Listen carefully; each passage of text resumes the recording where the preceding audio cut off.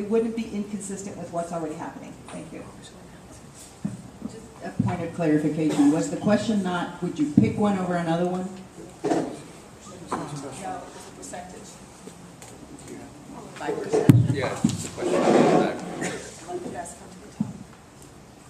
Would you be in favor of mandating a percentage of energy to be produced by alternative sources? Okay, now I think I understand the question differently. Sometimes you don't necessarily see the question the same way the first time. Going back to that, obviously what I want to see is encouraging. We don't know in the next 50 years, from one of the prior questions, what the new technologies are going to be. You want to encourage diversity in the energy field out there. You don't want to, we talked about not picking a winner. My answer is, I don't know what percentage I would apply to it, but you need to make sure that everything has a fair chance to rise to the top. Because technologies change, you've got to create incentives to go out there and develop things. And so you can't lock yourself in. You can't lock yourself into, obviously, coal power, electricity. You can't lock yourself into, let's not lock ourselves into Gulf oil drilled energy sources. And the same thing with nuclear. So my answer is yes. I want to make sure we constantly have an ongoing research and development of alternative energy sources.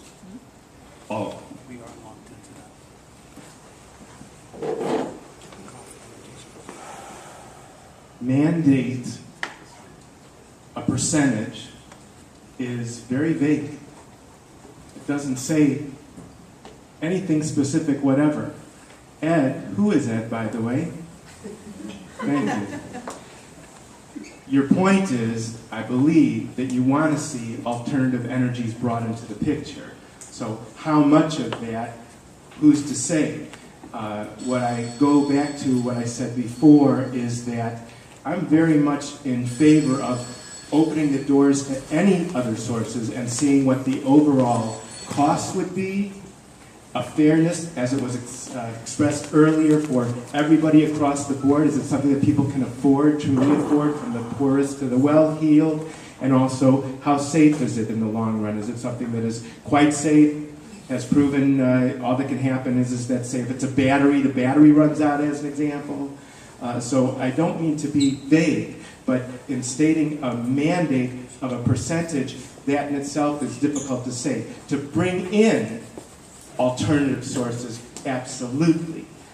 But beyond that, to be able to get any more specific, I can't answer that at this time.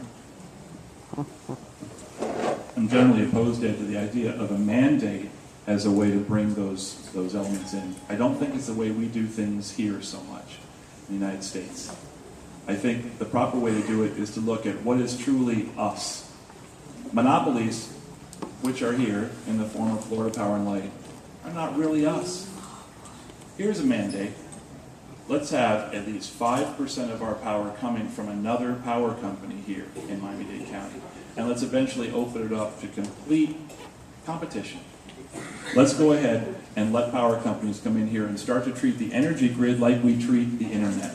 You know, the power of the internet is that anyone can go and put a server up there and offer an application and be in a marketplace where they can reach a lot of people.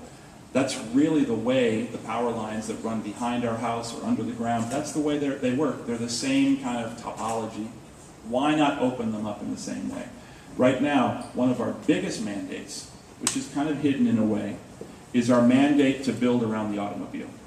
While many of our plans, much of whom are sitting on shelves getting dusty at the county, talk about being walkable, what we truly have is a mandate that you build your house around cars, that you have a street running in front of your house.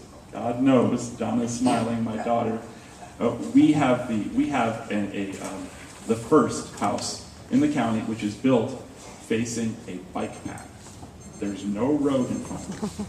Let's go ahead and let these things happen and let people figure out the better way to do things. Just a quick, if everyone could just double check your cell phones just to be sure that they're on quiet or off. Can you still submit questions? Yes. Yes. You can just bring it up to me. I write one on each side. Sure. Or Caitlin will come get it. When I was, a couple of years ago, before covering County Hall, I was covering real estate. And I remember that during the housing boom, developers, a whole slew of developers were seeking to move to urban development boundary. At the time, one of the arguments made was that needed to do so for supplying affordable housing because it had gotten too expensive. For that reason, needed to move the line. It's one of many arguments that I've heard for moving the development boundary. Thinking ahead, can you envision? Speak a little louder, please. Sure. Thinking ahead, can you envision, say, in the next 10 years, any possible argument that would compel you, if you were to be, excuse me. Can you hear me a little bit better? Yes. Thank you. Thinking ahead over the next 10 years, if any of you were to sit on the commission, can you think of any possible scenario where you would vote yes to move the urban development boundary, say, over the next 10 years, next 8 years, over 2 terms? No. Go ahead, is that okay? That's good. Okay, the answer to the question is no. And let's start with the beginning, the issue of where do you build affordable housing? Once again, affordable doesn't just mean that you buy a house for a low purchase price. Affordable means you can afford to live in it every month and make your payments, whether it's the payment for your energy bill or whether it's your 2 or 3 or 4 or 5 car payments or the insurance or the gas. What we've done with our approach to affordability is the approach is drive till you qualify, all right? So you drive way the heck out there and you get in a situation where you've actually made your household economy very much in peril. You're very much at the mercy of the rise in energy prices, the rise in gas prices. It's just not the way we should be doing things.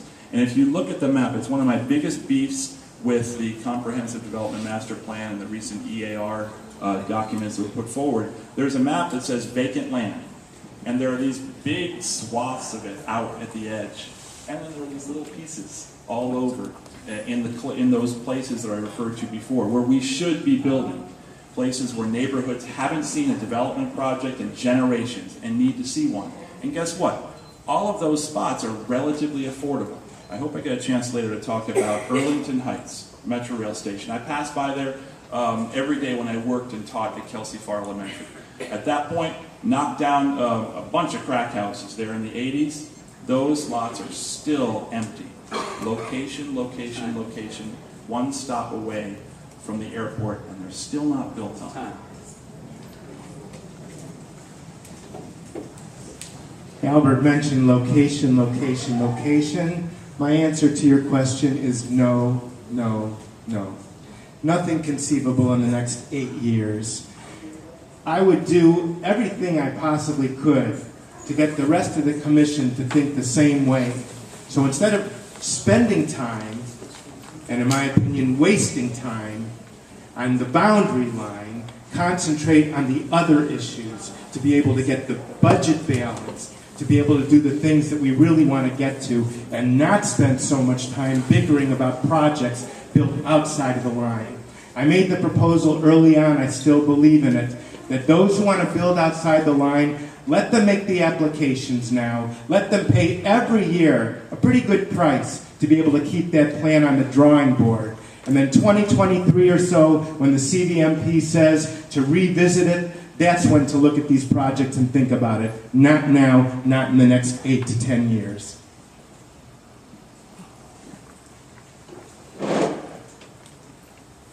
No. To have to move the UDB is an admission of failure. There's plenty of land in here, and you have to properly manage the land. This is a big responsibility for those that are sitting on the county commission. Huge. You have to properly manage your land. It's not being properly managed, whether it's through the CDMP process or all the little amendments that are done throughout. Going through an EAR process now. You all need to participate in those things.